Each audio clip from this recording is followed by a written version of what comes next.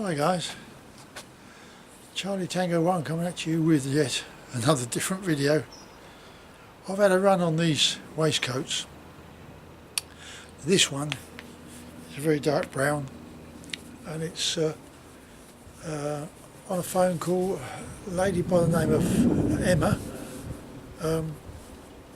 Only managed to get her phone number, not got any other details, trying to contact her. The reason I'm trying to contact her, it may seem persistent, is because the shooting season is coming up for me this Saturday, and it's every Saturday, and I don't want to be chasing my backside in the week doing this work, plus the fact I've got to go down and get some more leather. So the reason I've gone ahead and started making this one is because I want to get my orders really out the way before the weekend turns up. I can't get hold of her, but I carried on making it.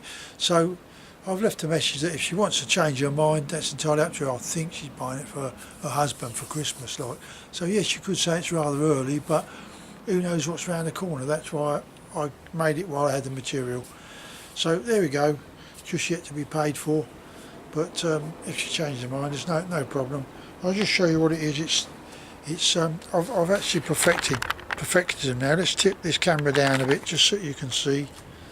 I think I need it down a little bit more. There we go. Now this is a very dark Havana, this one. But again, it's got all the bells and whistles. What I've actually added to it is around the back here. I think I mentioned it before. I put a rivet in here, there, either side. And I put rivets in the very top, I believe, and down here it's so that any strain, see the rivet there, any strain on that stitching, so the rivet takes the strain away. Again, we've got where are we? We've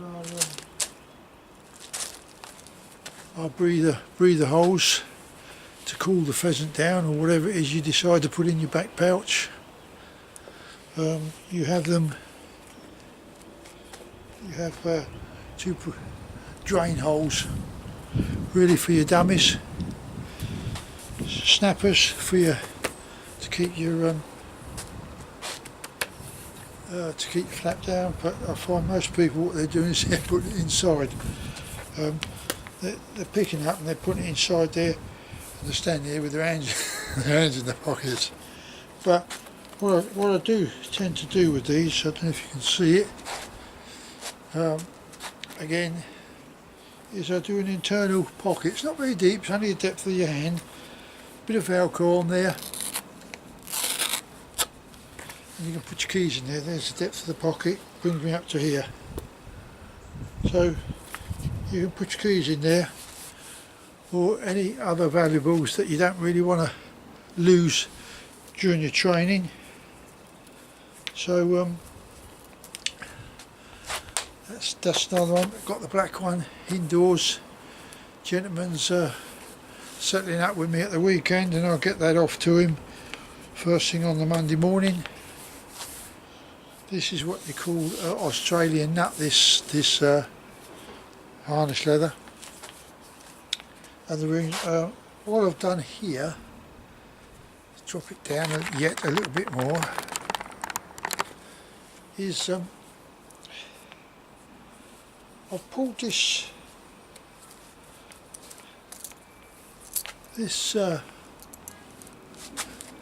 come up a bit closer.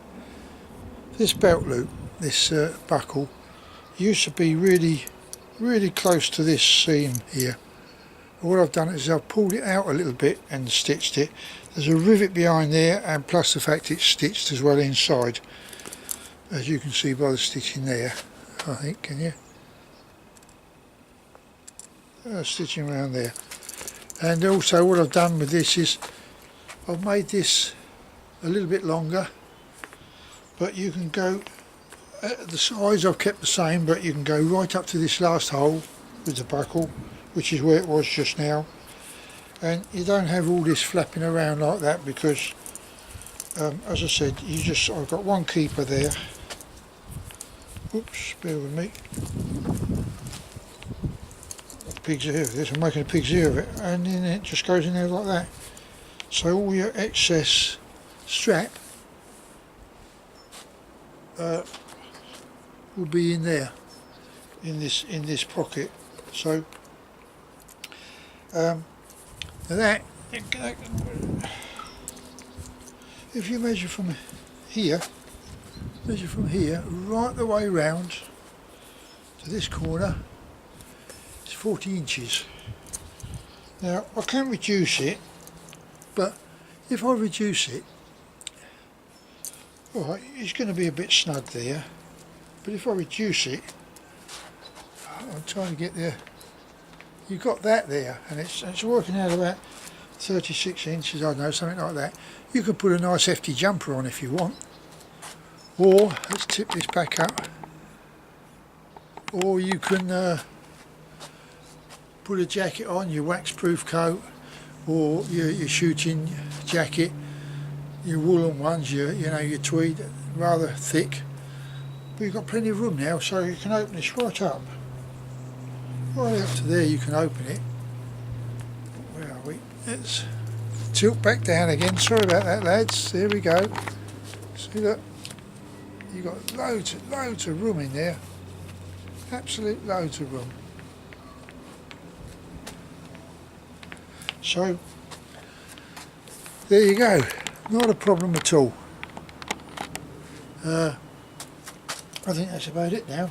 So I'm going to get some more grade leather at some date, but I don't know. As I say, I don't know when, because I'm trying to get my orders out of the way, because this Saturday is it's all going to be hectic this Saturday, and I don't want to be rushing about in a week trying to get it out before the next Saturday, because otherwise it means a whole week going by.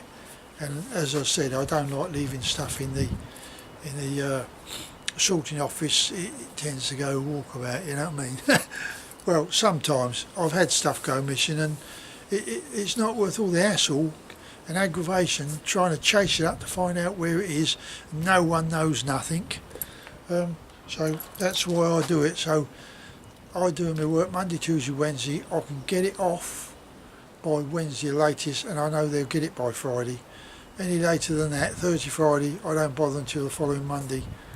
I'm rabbiting on, aren't I? Anyway, catch you all later. I think one of the chaps I'm sending it to, one of them, the one I've got to do it, I think he's gone down Chris Upton's this weekend. He said he's going down there on the 24th. So if that is the case, enjoy yourself, mate, and give my regards to Chris. Well done, mate. Catch you later. Cheerio.